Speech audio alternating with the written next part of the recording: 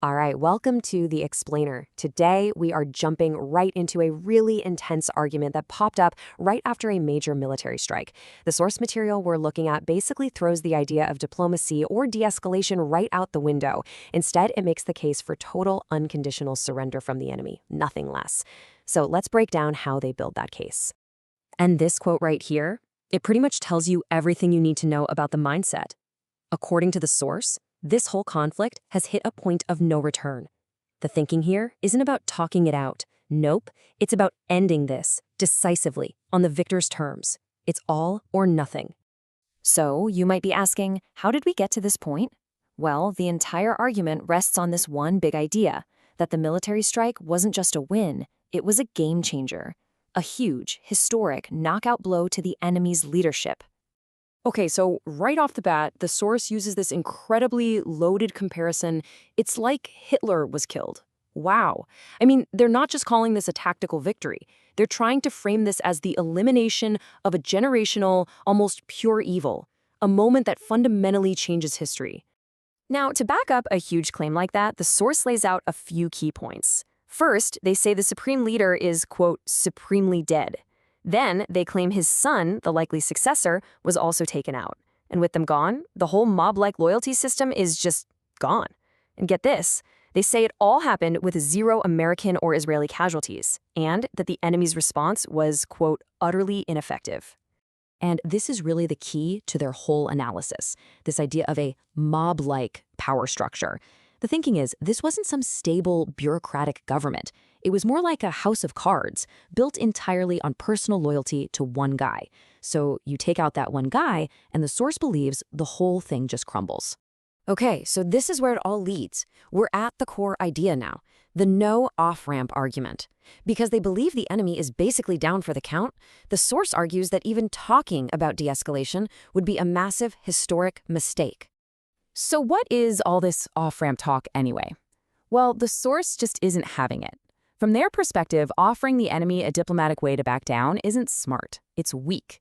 It's throwing away a decisive advantage you've already got in your hands. And to really hammer this point home, they use a pretty vivid analogy. They basically say war is like a UFC fight, right? If you got your opponent on the ground, you don't offer them a hand up and help them back to their corner. You finish the fight. You go for the knockout. So seeking an off-ramp is seen as sabotaging a victory that's already within reach. Now, to give this whole argument a bit of historical heft, the source brings up World War II.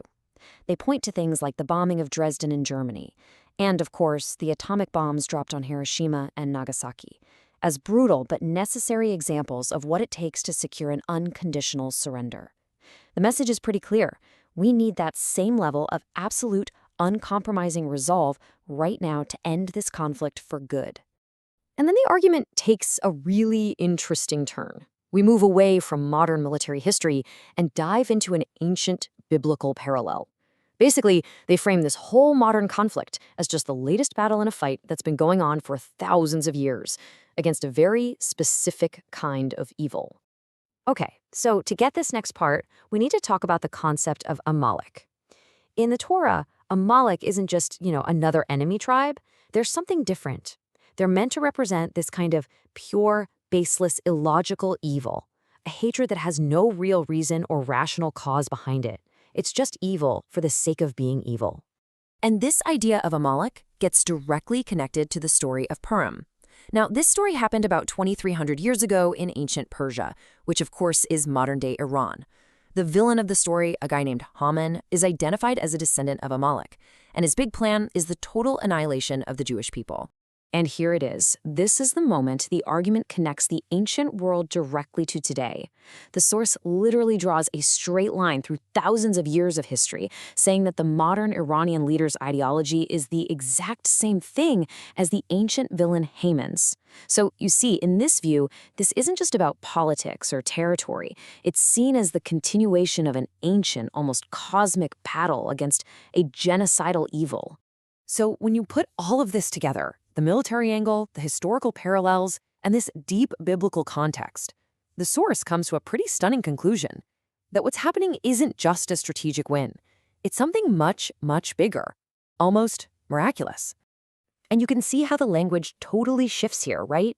We've moved away from geopolitical strategy and into the realm of the spiritual. The event is described as miracles upon miracles, a historic watershed moment that they're framing as nothing less than divine intervention at work in our time. So, because of all that, the message is simple. This is a time for celebration. They bring back that Hitler comparison, arguing that just like the world celebrated then, the entire free world should be breathing a massive sigh of relief today, because a profound evil has been removed and the world is now a fundamentally safer place. But the argument doesn't stop at just global security. There's one more piece to this. The source also claims this is a day of liberation for the 90 million citizens of Iran who they say have been waiting for this very moment, waiting to be freed from a tyrannical regime. And that leaves us with this final, really provocative question from the source. It's a challenge, really, aimed at everyone, asking, if a victory this huge, this clear-cut, and, in their view, this morally righteous can't unite us, then what on earth can?